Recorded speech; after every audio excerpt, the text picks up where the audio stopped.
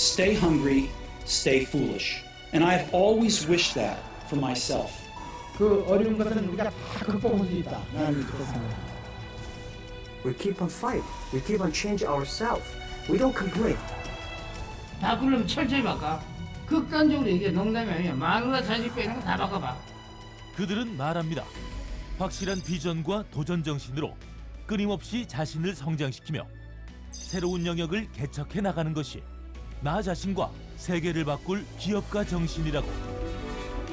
대한민국 경제를 이끄는 기업의 질적 성장의 힘, 기업가 정신.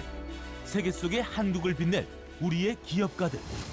숱한 좌절과 위기 속에서 도전을 멈추지 않으며 기회를 내 것으로 만드는 기업가 정신. 100년 기업으로 향하는 기업의 DNA와 핵심 가치, 그리고 창업자의 경영 노하우와 철학을 계승하는 기업가 정신 콘서트. 자신만의 뚜렷한 목표와 소신, 그리고 새롭게 맞이할 기업가 정신으로 21세기 미래 사회를 열어갑니다. 기업가들이 서로 공감하고 소통하는 나눔의 현장. 기업가 정신 콘서트에서 그 길을 함께 찾아본다.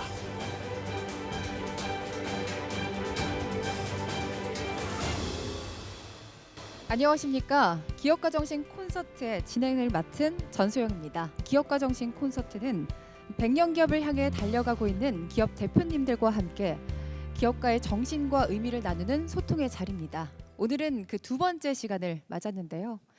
오늘도 기업인들이 전하는 유익한 강연에 심도 있는 토크까지 마련되어 있으니까요. 기대 많이 해주셔도 좋을 것 같습니다. 그럼 먼저 기업가 정신 콘서트를 이끌어 나가는 분을 소개해 보도록 하겠습니다.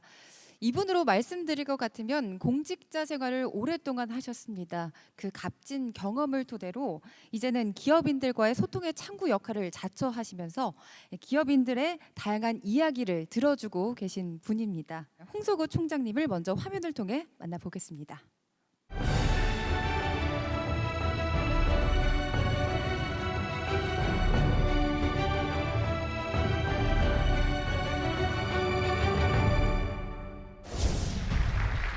예, 여러분 반갑습니다.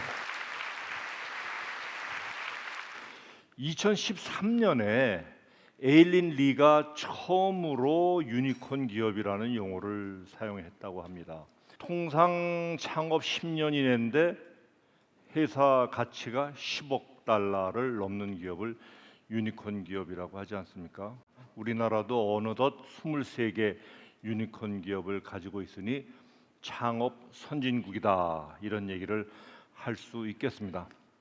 그러나 많은 기업들은 창업 5년 차의 벽을 넘지 못하고 그 꿈을 접습니다. 도대체 그 많은 난관을 극복하고 100년 기업으로 우뚝 설 수 있는 비결이 무엇일까 정말 궁금합니다. 그래서 오늘은 처음에 나오실 분으로부터 그 답을 좀 듣도록 그렇게 하겠습니다. 기술의 눈부신 발전 속에 빠르게 변화해가는 산업의 패러다임. 기업의 미래를 만들어 나갈 신성장 동력을 찾는 기업가들. 그리고 여기 자신만의 혁신을 바탕으로 산업의 새로운 트렌드를 만들어 나가고 있는 기업가가 있다.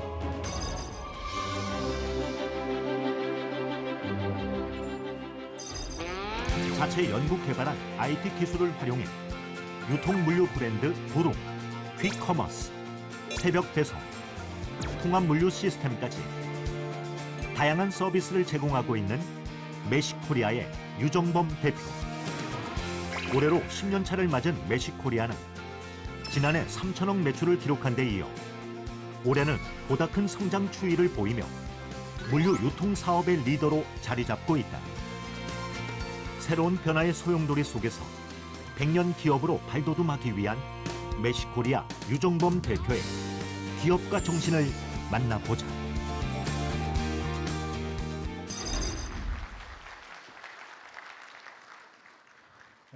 안녕하십니까. 소개받은 불응 서비스를 하고 있는 메시코리아를 창업한 유정범입니다. 저희 회사는 다들 이제 도심지에서 초록색 바이크 한 번씩은 보신 적이 있으실 텐데요.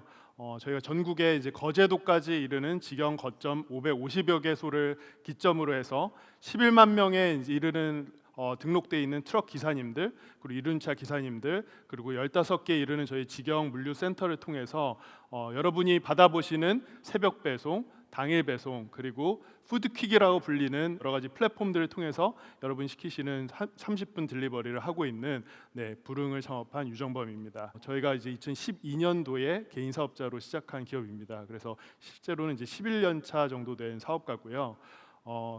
저희 회사가 처음에 시작했을 때와 지금의 모습은 굉장히 많이 다를 겁니다. 그래서 지금의 현재의 모습부터 한번 보여드리고 저희가 어떻게 하면 이렇게 기업을 성장시키고 또 다른 면모의 기업이 됐는지에 대한 간단한 브리핑을 드리도록 하겠습니다. 저희 회사를 단적으로 제일 잘 보여드릴 수 있는 동영상을 준비를 해봤는데요. 저희 회사는 아까 말씀드린 대로 전국에 15개 정도의 물류 센터를 직영 거점으로 갖고 있습니다. 그래서 여기서부터 시작되는 모든 것들, 이를테면 BBQ의 식자재를 저희가 직접 구매를 해서 예측 발주 시스템을 기점으로 구매를 해서 저희가 보관을 했다가 2만여 점 또 2천여 점에 이르는 그런 가맹 점포까지 직접 새벽에 배송을 해드리고, 거기에서 쿠킹이 된 치킨들을 저희가 애플리케이션에서 호출이 들어오면 배달까지 해드리고, 거기서 이제 일이 끝나는 것이 아니라 저희 보시다시피 물류센터에 있는 직원들, 그리고 라이더들, 그리고 픽패커들이 쓰고 있는 모든 소프트웨어가 저희가 직접 개발하고 유지보수 관리를 하고 있는 시스템입니다. 저희가 직접 저렇게 시스템을 짰던 가장 큰 이유는 그래야지만 전체 과정이 투명해지고 그 투명한 데이터를 기점으로 저희 고객들의 물건들이 어떻게 적재돼서 어떻게 보관되고 어떻게 판매가 되어야지만 이익이 극대화될 수 있는지가 보이기 때문이라고 얘기를 드립니다. 이 동영상을 통해서 한번 관점을 바꿔보셨으면 좋겠다라는 말씀을 드립니다. 모든 것들이 사실은 데이터거든요. 그래서 저희 회사가 물류를 바라보는 시야는 엔지니어 5명이 창업한 기업이기 때문에 거대한 데이터를 담는 그릇이라고 생각을 하고 있습니다. 그래서 기간계 시스템부터 거기에 들어가 있는 소프트웨어, 그리고 그 자동 수발주 프로그램, 또 예측 발주 프로그램, 또 AI 시스템 등등을 저희는 타사의 제품을 쓰지 않고 저희가 직접 개발해서 직접 관리하고, 거기에 있는 데이터를 기점으로 저희 브랜드와 셀러, 제조사와 유통사들이 어떻게 하면 이커머스 시대에 또 멀티 채널 시대에 적응할 수 있을지를 도와드리는 그런 인프라 기업이라고 생각을 하고 있습니다. 그래서 전체 이제 매출액 볼륨은 작년 기점으로 한 3천억 정도가 됐고, 올해 예상 5천억 정도를 바라보고 있고, 내년에 이제 1조 정도를 바라보면서 고속 성장을 유지하고 있는 그런 기업이라고 보시면 될 것 같습니다. 아까 말씀드렸다시피 저희가 바라보는 건 조금 특이한데, 물류와 유통은 데이터 싸움이라고 생각을 합니다. 왜 데이터 싸움이냐면 가맹점주 한 점포에서 커버되는 영역의 길이가 예전에는 500m 싸움이었으면 이제는 3km, 5km, 10km 반경에서 싸움을 해야 됩니다. 그리고 사실 전국 단위에서 어떤 광고 상품을 내가 구매해서 어떻게 진열하느냐에 따라서 100개가 팔릴 수도 있고 10,000개가 팔릴 수도 있는 굉장히 특이한 시장으로 변모하고 있습니다. 그러다 보니 굉장히 많은 기업들이 판매는 우월하지만 실제 이익은 절대 나지 않는 그런 악순환에 빠져 있었습니다. 그래서 저희 회사가 갖고 있는 재능을 통해서 데이터를 기점으로 이분들이 판매하는 방식, 제조를 구매하는 방식, 선구매하는 방식들을 바꿔주고 있고, 실제 이분들의 이익 전환율에 따라서 저희의 매출도 연동돼서 올라가고 있다고 보시면 될 것 같습니다.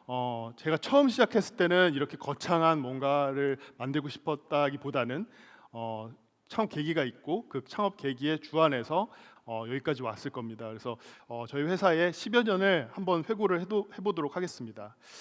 저희 회사를 이제 10여 년 동안 지탱시켰던 두 가지 키워드가 있을 것 같습니다. 첫 번째가 저희 회사의 워크 에틱이라고 해서 일하는 방식이라고 해서 우리의 문제는 현장에 답이 있다라고 얘기를 하고 있고, 언제나 현장에 답이 있다라고 항상 얘기를 합니다. 그리고 현장 가보지 않은 개발자 필요 없다, 현장 가보지 않은 기획자 필요 없고, 현장에 주안돼서 일을 하고 있지 않은 운영자는 절대로 필요 없다라는 얘기를 항상 하고 다니고, 저 또한 현장에 항상 나가 있는 것들을 모태로 하고 일을 하고 있습니다.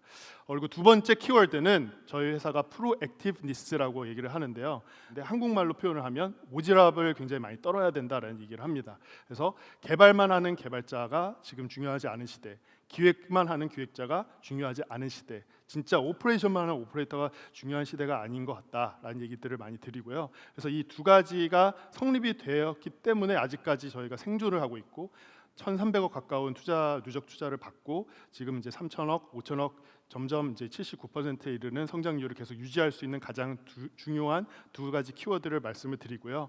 이 키워드가 어떻게 탄생했는지에 대한 저희 회사의 10여 년의 히스토리를 잠깐 말씀드리도록 하겠습니다. 창업을 그러면 너는 왜 했냐라는 얘기를 굉장히 많이 듣습니다. 제가 그 당시에 창업을 했던 거는 어떤 사업을 하겠다는 생각은 아니었어요. 저희 아버지께서 2011년도 이제 11월 달에 암투병을 2년 반 동안 하시다가 돌아가셨습니다. 그때 가장 중요했던 두 가지 스냅샷이 이제 머리를 스쳐가는데요. 첫 번째가 아버지 임종 때 이제 했던 얘기들이 좀 생각이 나고요.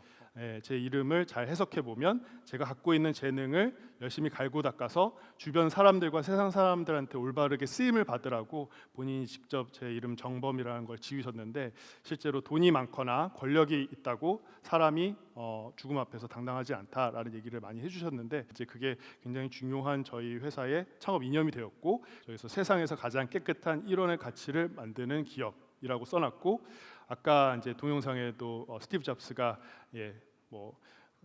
stay foolish, stay hungry 얘기를 했지만 still이라고 했습니다. 그래서 저희는 엄청나게 hungry하고 엄청나게 foolish 해야지 살아남는다라고 얘기를 했었는데 저희 회사에 이제 두 가지 창업 이념이고요. 사실 창업 이념대로 창업을 했더니 굉장히 힘들어진 얘기를 잠깐 드리도록 하겠습니다. 그때 이제 저희 그 아버지께서 병원에 이제 응급실 생활을 되게 오래 하셨는데 그 응급실에 제가 대기석에 굉장히 오래 있었어요. 거기에서 가장 많은 시간을 이제 들락날락하면서 볼 수 있는 분들은 화환을 운반하는 트럭 기사님들 그리고 CTG, MRIG 등을 갖고 움직이시는 퀵 기사분들입니다. 근데 그분들이 바로 그 자리를 떠나지 않고 대기석에 같이 앉아서 막 이렇게 좌판을 두드리더라고요. 그래서 뭐 하시는 거냐고 이제 문득 궁금해서 물어봤더니 다음 콜을 잡아야지 출발을 하니까 말 걸지 말라고 하더라고요. 그래서 저 왜 저렇게 돼 있지라는 생각을 했어요. 왜냐하면 저는 4년 동안 메시징 솔루션 기업에서 근무를 했고 저희 회사가 이제 했던 거는 KT, SKT, 이제 LG텔레콤 등등의 주파수가 다른 기업들의 허브 시스템을 만들어서 각자 다른 텔레커뮤니케이션스의 문자 서비스들을 연결해주는 그런 기업형 메시징 솔루션을 하고 있었는데 제가 갖고 있는 소프트웨어 기술로 이거는 충분히 풀 수 있는 문제겠다라는 생각을 했었습니다. 그래서 이게 잘 되면 저분들이 쓰시는 단순한 단말기 보조금이 사실 한 대로 요약이 된다면 이건 굉장히 좋은 일 아닌가라고 해서 제가 이 좋은 일을 해야겠다라는 생각을 갖고 2012년도에 시작을 했고 그때 정말 좋잖아요. 정말 좋은 프로그램을 만들었고요. 저희가 봤을 때는 원투원 당연히 근거리에 있는 사람한테 하나를 배정하면 더 좋아하겠지. 결과가 어땠을까요? 정말 처참했습니다. 저희가 만든 프로그램에서 첫 번째 제일 중요한 거는 사실은 이런 시스템이 아니었던 거예요. 그 시스템을 쓰는 사람의 편의성 그리고 두 번째로는 그 시스템을 통해서 나오는 경제적 이득이 되게 중요했는데 사실 저희는 엔지니어였고 저희가 만든 프로그램에 굉장히 많이 심취해 있었습니다. 그리고 이건 세계 최초의 프로그램이고 특허 등록도 됐고 이건 정말 전 세계적으로 우리만 할 수 있는 일이야. 굉장히 많이 심취해 있어서 사실은 과정에 미쳐서 제가 결과를 보지 못했다고 말씀을 많이 드리는데 결과를 생각하지 못했던 게 첫 번째 패착이었고 두 번째는 정말 내 프로그램을 쓰는 사람은 누구인가를 정의하지 못했던 것 같습니다. 가장 중요했던 거는 그러면 패착의 가장 큰 요인은 무엇일까를 저희 증기 이사진 5명 창업했던 이제 친구들이랑 같이 논의를 해보면 그런 생각으로 귀결이 됩니다. 그냥 저희가 지잘난 줄 알아서 너무 나에 심취해 있었다. 남을 보지 못했다라고 얘기를 합니다. 그래서 우문현답에서 현장이 얘기하는 거는 내가 아닌 남이라고 생각을 합니다. 그래서 모든 사업의 첫 시작은 저뿐만 아니라 아까 말씀드렸던 비슷한 시기에 창업해서 지금 유니콘이 되어 있는 기업의 기업주들 다 똑같이 얘기를 하지만 어떤 페인 포인트를 내가 관찰하고 나 중심적으로 풀어보겠어라는 생각을 하고 시작을 합니다.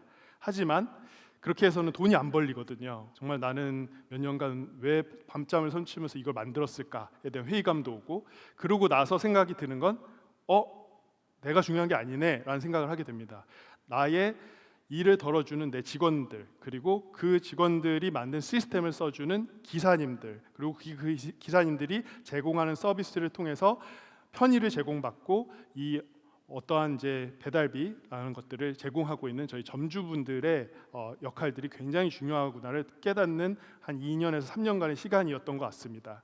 그래서 저희가 하지 않았던 일을 2년 만에 처음으로 시작했던 것이 어떤 걸 해야 될까를 봤을 때 이분들을 제가 인터뷰를 정말 심층적으로 해본 적이 없더라고요. 그래서 처음 찾아갔을 때 기사님들한테 왜 저희 일만 해주지 않습니까를 물어봤어요.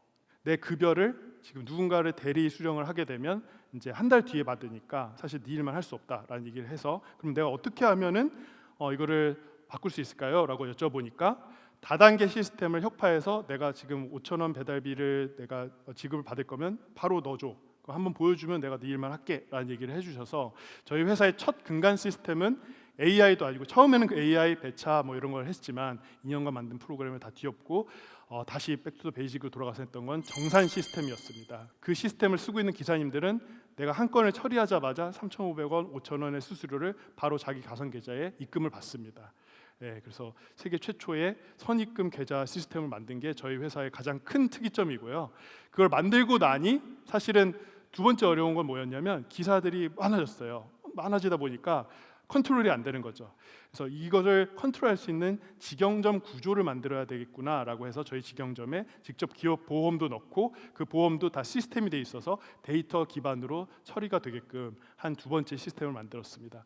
마지막으로 저희가 현장에서 또 나를 버리고 남을 통해서 사실은 이제 했던 일은 이렇게 했는데 되게 좋아졌어요. 시스템 좋아지고 콜수도 막 오르고, 그런데 이제 매출도 막 성장할 줄 알았더니 매출은 어디 지점에서 딱 스톡이 되더라고요. 그래서 이렇게 왜 이렇게 정체가 됐을까를 생각을 해보니까 진짜 나한테 돈을 주는 사람은 기사도 아니고 직영점장도 아니고 사실은 저희를 쓰고 있는 BBQ 또는 교촌 또는 버거킹, 맥도날드 점장님들이었던 거죠. 그래서 이 점장님들의 편의성을 저희가 개런티하지 않으면 저희 회사는 돈을 벌 수 없는 처지였습니다. 그래서 이것들을 다 종합을 하면 저희 회사는 물류회사가 아닌 거죠. 배달 회사가 아닌 겁니다. 포스 시스템을 만들고 있고 그분들이 이제 하고 있는 사장님 사이트라고 하는 것들을 저희가 직접 유지 보수 관리를 해줘야 되고, 거기서 나오는 데이터를 기점으로 식자재부터 여기 이르는 기자재까지를 다 선매해서 갖고 있다가 필요할 때 넣어드려야 됩니다. 굉장히 어려운 비즈니스를 하게 됐는데요.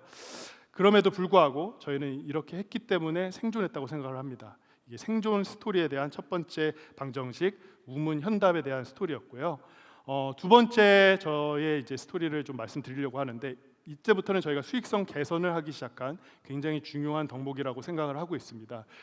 두 번째 덕목이 프로액티브니스, 아까 말씀드렸던 오지라퍼라고 얘기를 했는데 정말 오지라퍼가 저희가 됐었던 가장 첫 번째는 저희의 이제 투자를 여태까지 해주신 기업들이 계시고, 그 전에는 VC 펀드가 있었고, 저희가 지금 벌써 시리즈 E 라운드, F 라운드까지 왔기 때문에 굉장히 많은 투자자들이 저희를 거쳐갔고, 그분들이 이제 저희를 바랬던 것들은 어느 시점에서는 음식 배달이었을 테고, 어느 시점에서는 풀필먼트였을 테고, 어느 시점에서는 데이터였을 겁니다. 근데 그 무수히 많은 손바뀜 중에서 가장 중요했던 거는 저희 기업 고객들이 원하는 것들을 저희가 주안에서 선제적으로 제공함에 있었다라고 생각을 합니다. 저희가 코로나를 맞닥뜨렸습니다. 이제 코로나를 맞닥뜨렸더니 어떤 일이 벌어졌냐면 저희가 그 당시에 갖고 있었던 한 6만에서 8만 정도 되는 상점주 중에 일반 로컬 상점이라고 불리는 그런 프랜차이즈가 아닌 분들이 계시는데, 그분들의 80%가 2년 만에 폐업을 했습니다. 그래서 굉장히 많은 사람들이 폐업을 했고, 저희도 미수금이 굉장히 많이 쌓였었고, 그 미수금은 돌려받을 수 없는 돈이 됐습니다. 그랬을 때 이제 저희가 선택한 방식은 기업 고객은 굉장히 오래 살아남더라. 그래서 그 기업 고객에 주안을 했었고, 애프터 코로나 시대에 가장 빠르게 저희 회사를 지탱해주고 성장시키는 힘은 식자재 유통 서비스와 아까 말씀드렸던 이커머스 풀필먼트이지 음식 배달은 아닙니다. 음식 배달의 전체 수요는 지금 애프터 코로나 엔데믹 이후 50% 이상 급감했습니다. 그래서 굉장히 많은 체인지가 있고 그것을 정말 우직하게 제가 배달만 했다고 하면 지금 저희 회사는 존속하기도 어려운 실정에 이르렀을 거라고 생각을 하고 있습니다. 그래서 나를 버리고 남을 선택하고 그 남의 얘기를 정말 내 것 같이 듣는 힘, 그리고 정말 오지랖퍼 정말 해볼까? 해봤던 일들이 저희 회사를 성장시키고 있고 지금은 저희 회사를 쓰고 있는 600여 개 기업 고객의 재고 관리부터 선매부터 자동 발주 시스템 여러 가지들을 할 수 있는 굉장히 좋은 파트너로 성장을 하게 되었고 그 중에 GS 리테일에서 저희 회사에 또 작년에 대규모 투자를 통해서 또 되게 좋은 파트너십을 맺고 있습니다.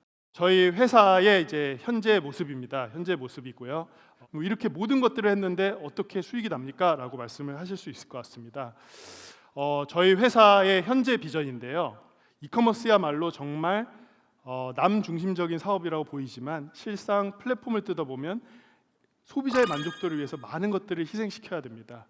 네, 아까 말씀드렸던 브랜드사들의 이익 그리고 그분들이 구매를 해야 되는 밀가루의 가격 같은 것들은 다 무시돼 있죠. 그 많은 것들을 저희가 데이터화해서 알고리즘화해서 제공하자. 그래서 최고 품질의 물류 서비스와 최고 품질의 솔루션을 최저 금액에 제공함으로써 그 데이터를 얻고 그 얻은 데이터의 힘으로 저희가 식자재 구매 B2B 커머스부터 이분들의 새로운 판매처도 제공해드리고 또 더 나아가서는 이분들이 정말 원하는 건 내일 판매할 수 있는 것들을 파이낸싱을 받는 것들입니다. 근데 이게 온라인 전체 매출의 80%, 90%를 지금 의존하고 있는 특히 외식업자 입장에서는 대출 받기가 굉장히 어려워졌습니다. 이유는 우리나라 금감원법상 온라인 재고담보대출은 불법이기 때문입니다. 그래서 온라인 재고담보대출이 안 되는 현실에서는 저희가 온라인의 데이터를 담보물로 제공을 함으로써 여러 가지 대출 프로그램을 만들어서 이분들께 제공함으로써 이분들의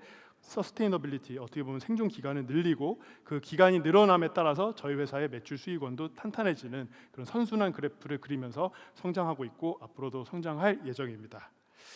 여태까지 들어주셔서 너무 감사드리고요. 저희 회사 아까 전에 말씀드렸던 우문현답 정신 그리고 프로액티브니스를 기반으로 오지랖퍼 정신을 기반으로 앞으로도 브랜드랑 셀러, 제조사, 공급자 입장에서 정말 치킨만 열심히 튀기면 햄버거만 열심히 잘 구우면 1000개, 10,000개도 팔 수 있고 나도 부자가 될 수 있는 그런 에코시스템을 만드는 기업이 되도록 노력하겠습니다. 네, 감사합니다.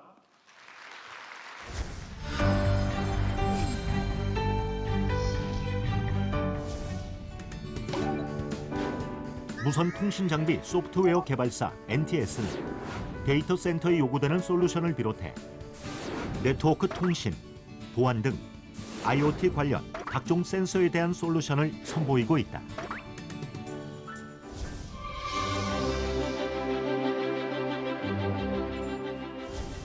주식회사 NTS는 2017년 12월 1일 날 설립을 하게 되었습니다. 메인 비즈니스는 반도체 관련 레이어 2, 레이어 3, 이더넷 스위치, 파이 칩을 주로 제공을 하고 있고요. 그리고 데이터 센터라든지 각종 IoT 센서를 최적의 솔루션을 제공하고 있는 회사입니다. 특히 김종환 대표는 빠르게 성장 가도를 달리는 디지털 헬스케어 시장 중에서도 요즘 사회적으로 이슈가 되는 독거노인 문제 해결에 주목하게 된다. 2019년 12월경에 뉴욕 전시회에 우연히 갔다가 이스라엘에서 출시한 레이더 센서를 보게 되었습니다. 1년에 고독사가 3,159명이라는 작년 2021년 기록이 있습니다. 그래서 독거노인, 장애인 그런 사회 복지의 사각지대에 놓여 있는 그 취약계층을 위해서 효율적인 낙상 감지 시스템을 개발하게 되었습니다. 지능형 낙상 감지 시스템은 낙상이나 화재 등의 상황 발생 시 응급 알림을 하는 서비스다. 사람이 쓰러지면 이를 5초 안에 감지하고 40초 동안 일어나지 않으면 상황을 바로 문자와 사진으로 보호자나 119에 전송해 응급 조치를 할 수 있게 한다. 20여 년 동안 반도체 관련 비즈니스를 해오면서 그 축적된 기술력과 그리고 소프트웨어 개발 능력, 그것이 저희들 경쟁력이라고 생각합니다. 20여 년간 축적된 기술력을 바탕으로 최적의 솔루션을 제공하기 위해 항상 노력하며 준비하는 김종환 대표. 기업은 이윤을 추구하는 것입니다. 그러나 사회적으로도 경제적으로도 국가에 도움이 될 수 있는 그런 책임과 의무를 다하는 것이 첫 번째 기업가 정신이라고 생각합니다. 그리고 두 번째는 빠르게 변하는 시장에 대처할 수 있는 능력과 추진력이 필요하다고 생각합니다. 그리고 세 번째는 고용 창출을 통해서 경제적으로나 사회적으로 국가에 도움이 되는 그런 기업이 되는 것이 중요하다고 생각합니다. 변화하는 시장 요구에 맞춰 새로운 제품 개발에 힘쓰며 더 밝은 미래를 위해 나아가는 김종환 대표의 기업가 정신을 들어보자.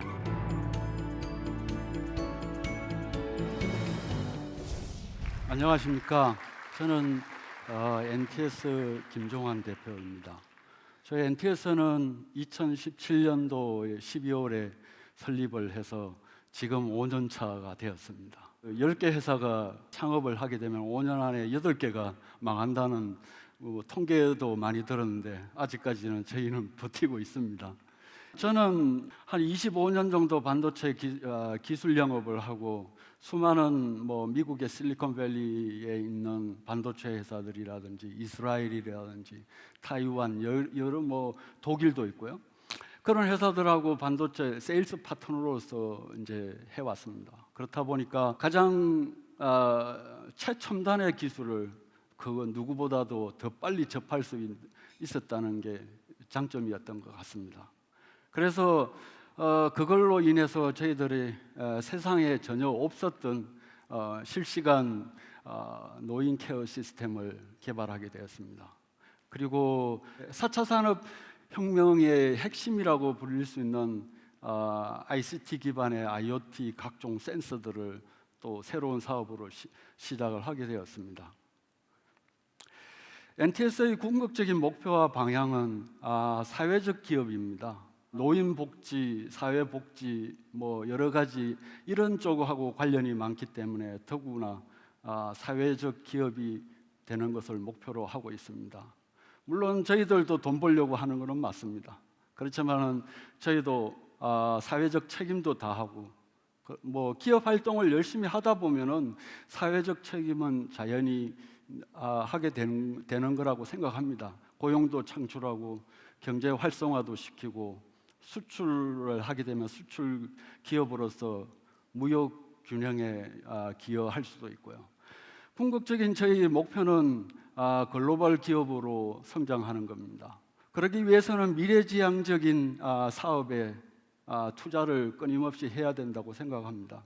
항상 새로운 아이템을 찾아다녀야 되고, 그리고 적극적인 기술 개발에 투자함으로써 저희 기업 가치를 끌어올리고 경쟁력을 높여서 결국 글로벌 기업으로 가지 않을까 싶습니다. 저는 글로벌 기업으로 가기 위해서 직원들과 항상 이제 이야기하는 게 있습니다. 신뢰가 최우선이라고 이야기합니다. 신뢰를 위해서는 손해도 감수할 수 있다. 실제로 그런 적도 있었습니다.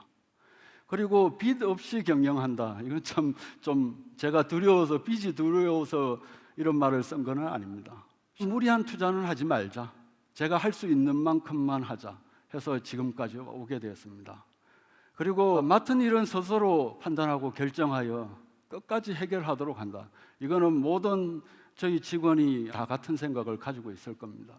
이거는 상사의 업무 지시를 수동적으로 받지 않고 이제 끝까지 책임지는 것입니다. 그래서 이런 것들을 관철하기 위해서는 동기부여가 확실히 있어야 된다고 생각합니다. 저희들은 수익의 30%를 인센티브로 항상 지급을 해왔습니다. 가장 많이 받았을 때는 전 직원이 연봉이 1억이 다 넘었었습니다. 그리고 그 자율적인 출퇴근과 재택 근무도 허용을 했었고요. 제가 대표로서 할 수 있는 것들은 다 하고 있습니다. 대표로서 가장 걱정되고 가장 염려가 되는 게 시장의 불확실성과 변수에 대해서 어떻게 대비하느냐, 이게 가장 큰 고민이었습니다. 시장은 왜냐하면 제가 항상 원하는 대로만 흘러가는 게 아니었습니다. 25년 동안 반도체를 하면서 수많은 일을 많이 겪어봤죠. 예를 들면은 2009년부터 미국의 실리콘밸리에 있었던 비테스라는 반도체 회사하고 세일즈 파트너십 계약을 맺었습니다. 그래서 2012년도에 그 회사 제품 반도체 칩을 삼성전자의 4G LTE 기지국 장비에 디자인을 하게 되었습니다. 그래서 그 기지국 장비는 전량 다 인도의 릴라이언스라는 통신사에 전량 다 수출이 되었습니다. 그래서 저희들은 몇 년 동안 삼성에서 한 $1,000만 정도, 1년에 $1,000만 정도 매출을 올리게 되었습니다. 그런데 그게 오래 가지 못했습니다. 저희가 삼성에 디자인함으로써 그게 오히려 독이 되었습니다. 그게 왜냐하면 비테스의 기업 가치를 끌어올렸기 때문입니다. 나스닥에 $1.5에 불과했던 그 비테스가 마이크로세미라는 미국 회사에 M&A 되었습니다. 이처럼 시장의 불확실성은 언제 어느 때 어떻게 올지 아무도 알 수가 없습니다. 점쟁이도 모를 거고 신도 아니니까 어떻게 알겠습니까? 변수는 누구도 막을 수는 없다고 생각합니다. 그렇지만은 대표로서 최소화할 수는 있다고 생각합니다.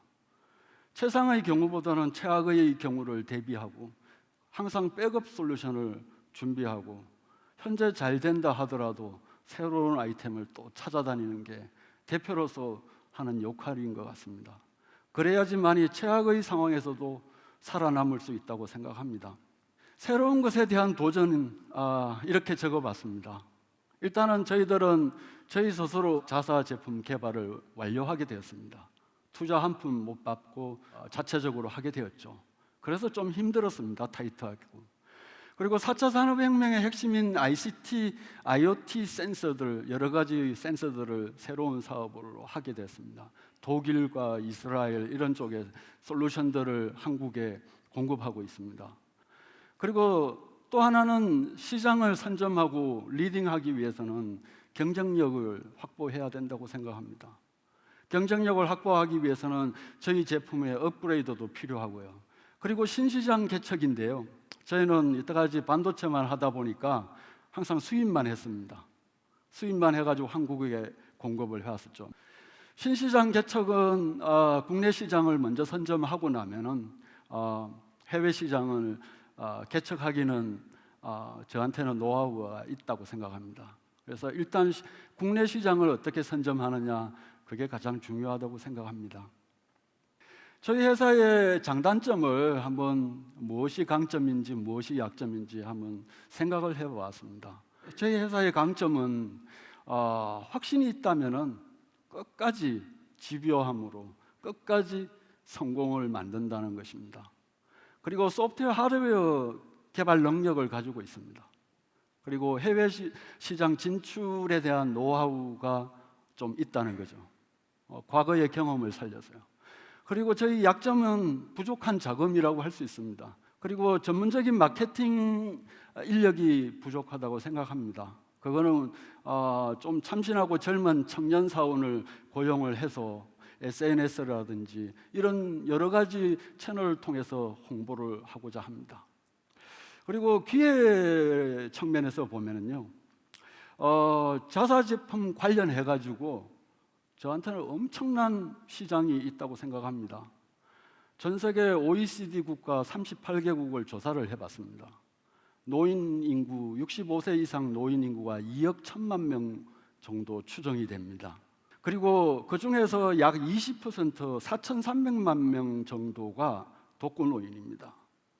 근데 요즘 저출산에다가 뭐 핵가족화 시대, 비혼주의자들, 그러니까 이 시장은 거의 저는 무한대라고 생각을 하고 있습니다. 그리고 현재 저희 기술하고 비슷한 경쟁자는 없다고 생각합니다. 그게 저희 회사의 뭐 새로운 기회라고 할 수 있습니다.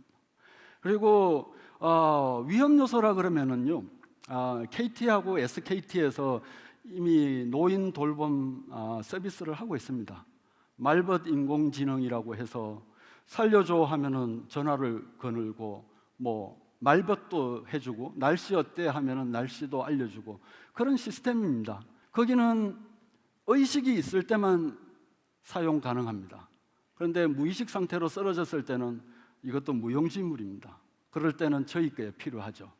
저희들 거는 물리적으로 실시간으로 쓰러짐 감지하고 화재를 감지하고 뭐 여러 가지 침입도 감지하고 심지어 자살 시도도 감지할 수 있습니다. NTS의 신사업을 소개해 드린다면 바로 이겁니다. 저희들이 왜 사회적 기업이 되어야 하는지, 저희들이 왜 사회적 책임을 다해야 되는지, 저희들은 사회복지 사업하고 관련 있는 비즈니스를 해야 됩니다. 그래서 저희들이 개발한 것은 디지털 케어 실시간 시스템입니다. 낙상, 쓰러짐을 실시간으로 감지하고 화재를 감지하고 자살 시도도 감지하고 침입도 감지하고 이렇게 됩니다. 우리나라의 사회복지사분들도 많겠지만은 그분들이 일일이 한 분 한 분 다 방문해서 안부를 확인할 수는 없습니다. 그리고 한 분 갔다가 또 오면은 그뿐입니다. 그런데 24시간 지켜줄 사람은 아무도 없다는 거죠. 그렇지만은 저희 제품은 24시간을 지켜줄 수 있습니다. 그래서 이름도 ICU라고 지었습니다. 내가 항상 당신을 24시간 동안 보고 있다. 걱정하지 마라. 이런 뜻에서 ICU라고 이름을 짓게 되었습니다.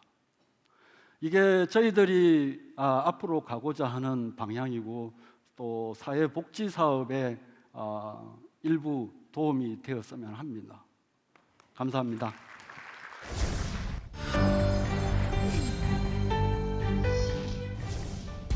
나날이 영향력이 커지고 있는 소셜 플랫폼은 기업과 소비자 간의 소통의 장이 되면서 데이터를 효율적으로 수집하고 분석하는 일은 매우 중요한 일이 되었다. 시장의 흐름에 맞춰 고객의 니즈를 충족시켜주며 인공지능 마케팅 솔루션의 대중화에 앞장서는 기업 미스테리코.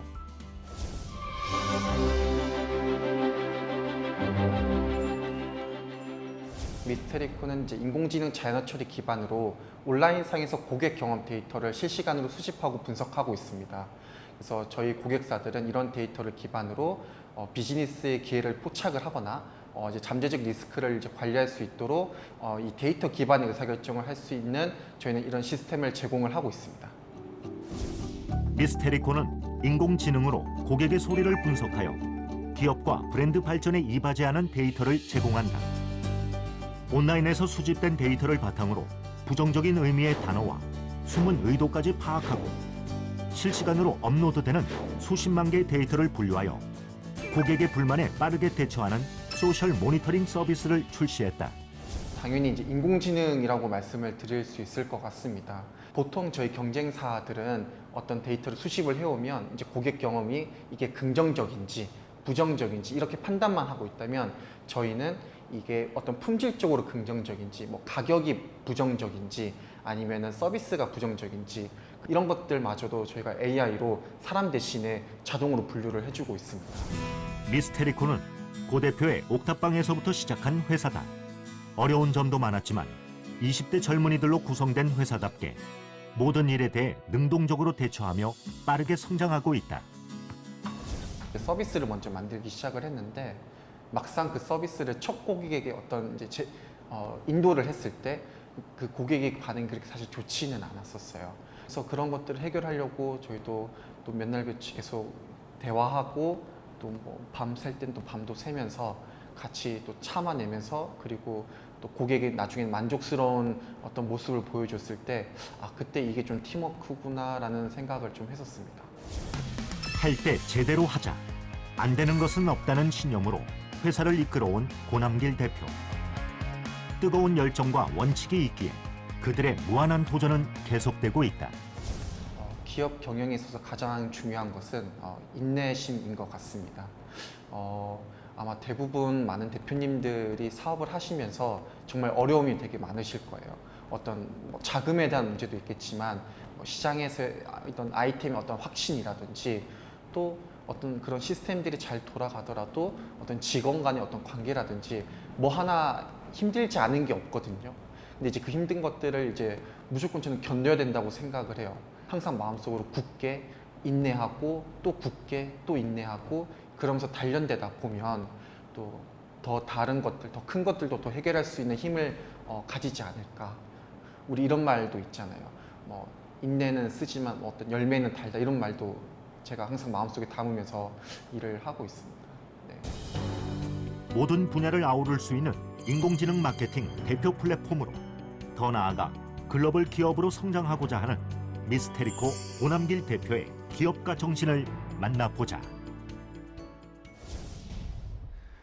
네, 안녕하십니까. 미스테리코 대표 고남길입니다.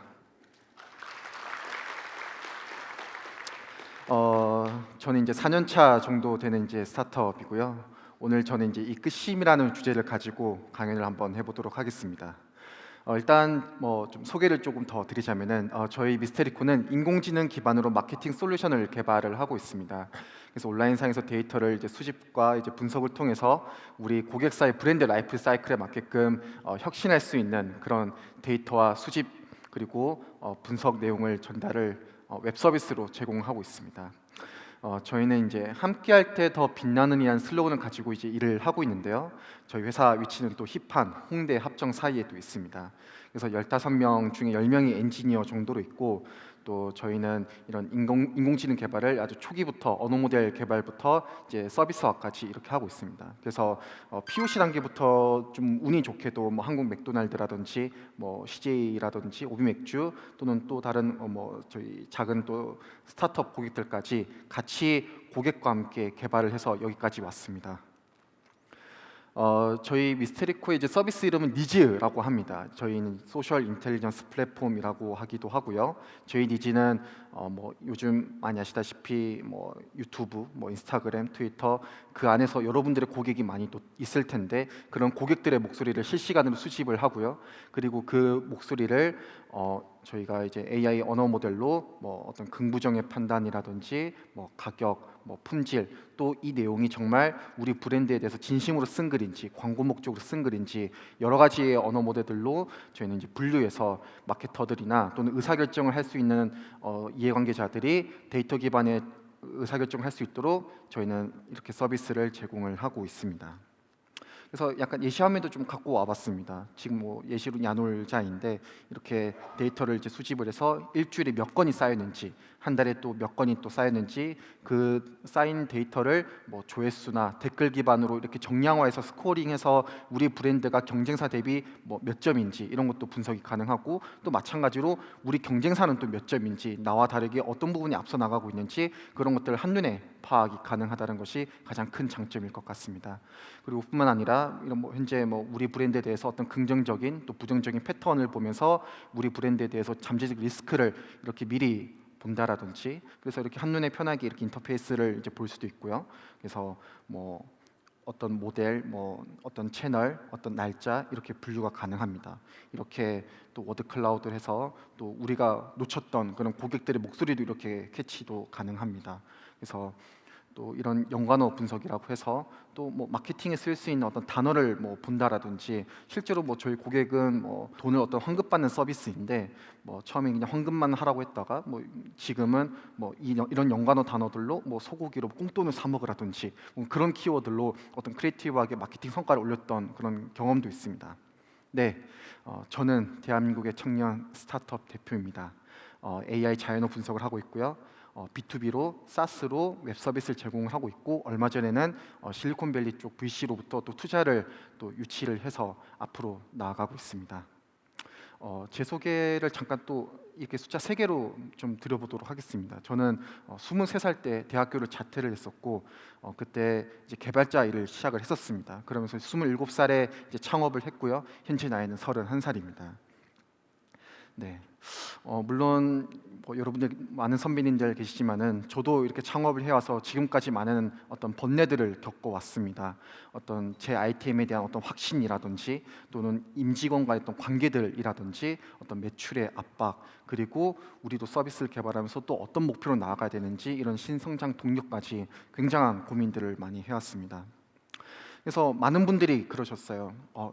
이렇게 좀 번뇌가 오면 주변에서 이제 초심으로 돌아가라 이런 말씀들을 많이 해주셨는데 사실 이렇게 또 초심으로 돌아가려고 하다 보니까 그것도 되게 쉽지가 않았습니다.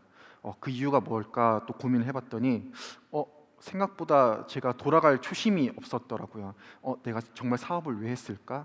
어떤 목적으로 내가 또 그 사업을 하고 있을까? 우리의 고객은 누구인가? 어디로 내가 나아가야 되나? 정말 많은 고민들을 매일 밤마다 했던 것 같습니다. 그 이유가 결심이 없었던 게 아닐까요? 네, 나는 정말 고객을 사랑하는가? 또는 내 고객에 대해서 얼마나 내가 알고 있는가? 아까 또 뭐 부릉 대표님께서 말씀해 주신 것처럼 현장에서 답을 찾아야 되는데 난 정말 현장에 갔었던가? 그런 고민들을 했었습니다. 그래서 그런 결심 없이 또 초심으로 돌아가려고 하니 너무 힘들었던 거고 내 진짜 초심이 아니라 가짜 초심으로 돌아갔던 것 같습니다. 그건 바로 아마 또 허영심이었던 것 같습니다. 단순히 내가 또 돈을 쫓고 있던 건 아니었을까, 또는 내 계획 없이 또 사업을 하고 있었던 건 아니었을까, 많은 반성을 했던 것 같습니다. 그래서 다시 한 번 더 제 초심을 다지려고 명심하게 되었습니다. 제가 가고자 하는 어떤 비전이라든지 또 제가 달성할 수 있는 이런 가능성, 그리고 뭐 이런 사업 비즈니스뿐만 아니라 또 저의 어떤 지식적인 어떤 육체적인 남모를 또 자기 관리를 통해서도 굉장한 노력을 하였던 것 같습니다. 그렇지만 또 제 성격이 좀 약간 급한 부분이 있는데 또 저희 직원들한테도 뭔가 약간 또 재촉했던 어떤 그런 부분들이 있었는데 저만 또 잘한다고 되는 것도 아니더라고요. 그래서 항상 이런 평정심을 가지고 사업을 하려고 하고 있고요. 그래서 이런 평정심을 가지고 맺었던 이 결심을 또 가지고 또 끝심을 만들어 가려고 하고 있습니다. 제가 사실 이 끝심을 이야기하고 싶어서 앞에서 내용들을 많이 말씀드렸는데 우리 끝심하면 제가 이제 생각났던 단어들이 뭐 마지막으로, 조금만 더, 한 번만 더, 뭐 이런 작은 퀄리티를 위해서 이 끝심을 제가 항상 하자고 얘기를 하는데 저희 회사 CEO가 한번 저랑 이제 주말에 근무를 하면서 혼자 막 되뇌고 있는 거예요. 할 수 있다, 해야 한다, 다음 주에 뭔가 어떻게 또 이걸 전달해야 된다, 혼자 이걸 되뇌고 있는 거, 제가 그 모습을 제가 봤거든요. 그 모습을 보면서 저게 끝심이구나, 저 친구의 노력으로 우리 제품이 한층 더 또 업그레이드를 하고 있구나, 그런 생각들을 많이 했습니다. 아마 많은 여러분 이 대표님들께서도 아마 힘든 순간들이 많을 텐데 저처럼 조금만 더, 한 번만 더, 뭐 문서를 제출하기 전에도 한 번만 더, 서비스를 출시하기 전에도 한 번만 더, 그런 생각들을 같이 했으면 좋겠습니다. 그래서 저희 스타트업들은 뭐 미스테리쿨을 이제 비롯해서 이 끝심으로 끝없는 피보팅을 합니다. 농담이 아니고 정말 매일매일 피보팅하는 마음으로 서비스 방향이 조금씩 1도 1도 이렇게 바꿔나가면서 혁신을 해나가려고 노력을 하고 있습니다. 당연히 시장은 항상 변하기 때문에 제품도 변해야 되겠죠. 그래서 이 끝심으로 저희는 이 PMF, 마켓 프로덕트 핏, 시장에서 필요한 제품을 만들어 가고 있습니다. 특히나 저는 AI와 데이터를 다루는 서비스를 하고 있기 때문에 이 트렌드에 대해서 굉장히 민감하고요. 그리고 이 PMF를 만들기 위해서 저도 아직 이 MVP라고 생각을 하고 있고, 이 PMF를 만들기 위해서 이 끝심을 가지고 하고 있습니다. 이렇게 전 앞으로도 계속 도전을 할 겁니다. 아무리 힘들어도, 제가 또 포기하고 싶어도 계속 이렇게 이 끝심을 가지고 도전을 해서 저도 나중에는 또 성공을 할 거고요. 네, 아까 영상에서 나온 것처럼 인내는 쓰다, 그러나 그 열매는 달다, 이런 말들이 있죠. 제가 항상 다짐하고 힘들 때마다 떠올리는 문구입니다. 여러분들께서도 이 문구처럼 당장의 어떤 쓴 인내를 느끼고 계시겠지만은 열매만큼은 달 수 있도록 같이 또 해서 잘 나아갈 수 있으면 좋을 것 같습니다. 감사합니다. 저 역시 저는 나이가 많이 들었지만 조선시대 때 30대의 다산 정약용 선생을 한번 소환해 보도록 하겠습니다. 다산 정약용 선생이 30대 초반에 아마 32살 내지 33살이었던 걸로 기억을 합니다. 그 조정에서 하도 다산 정약용 선생이 잘 나가니까 워낙 그 모함이 심해서 정조가 정약용 선생님을 보호하기 위해서 곡산 부사로 발령을 냅니다. 그래서 곡산이 지금 황해도예요. 곡산은. 그래서 황해도에 있는 곡산 부사로 가면서부터 출발해서 돌아오실 때까지의 모든 그러니까 1년 임기 동안에 올 때까지의 모든 기록을 통해서 후세의 어떤 그 사람들에게 교훈을 정리한 그런 책이 이제 목민심서가 되겠습니다. 그런데 목민심서의 초반에 이런 기절이 나옵니다. 그러니까 이제 한양을 떠나서 곡산으로 가는 도중인데 그때의 그 느낌을 쓰신 거예요. 뭐냐면 하인들이 먼저 아침밥을 다 먹고 그리고 나면 나에게 아침밥을 가져오도록 해라. 만약에 그러지 아니하고 내가 아랫사람들의 실정을 모르고 밥 빨리 챙겨 먹고 가자 그러고 길을 나서면 미처 하인들이 밥도 못 먹고 쫓아나오는 경우가 비일비재하다. 그리고 그 이어서 또 이런 말이 나옵니다. 그리고 꼬불꼬불한 길에서는 뒤를 돌아보지 마라. 내가 뒤를 돌아보면 나를 바라본 아전들이 진흙탕길임에도 불구하고 말에서 내려서 왜 그러십니까? 그들을 위해서 뒤도 돌아보지 마라. 이런 기절이 나옵니다. 그게 참 대단한 것이 30대 초반에 그 조선시대 때 그 관료의 생각이 지금 생각하면은 그 같이 일하는 직원들을 정말 애틋하게 챙기는 그러한 일종의 기업가 정신을 그 시절에 이렇게 적으셨다는 것이 대단하다 생각합니다. 오늘 발표해 주신 여러 기업가분들 고생 많이 하셨고 수고 많이 하셨고요. 또 이 자리를 지켜봐 주신 우리 플로어에 계시는 여러 기업가분들도 대단히 수고하셨고 고맙습니다. 오늘 행사는 여기서 마치도록 하겠습니다. 감사합니다.